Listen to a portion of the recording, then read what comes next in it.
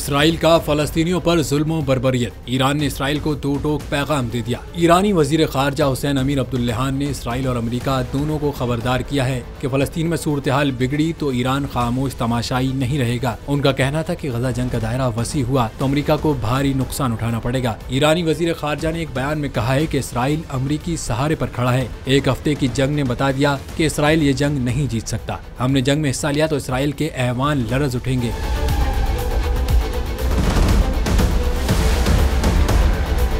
दोहा में ईरानी वजीर खारजा ने कतर के अमीर तमीम बिन हमद सानी से भी मुलाकात की है। मुलाकात में उनका कहना था कि इसराइल ने गजा पर जमीनी हमला किया तो कोई सूरत-ए-हाल काबू करने की जमानत नहीं दे सकेगा। ईरानी वजीर खारजा ने हमास के सियासी सरबराह इस्माइल हनिया से भी मुलाकात की और कहा कि ईरान फलस्तीनी कौम की हिमायत के उसूलों और इकदाम से कभी दस्तबरदार नहीं होगा।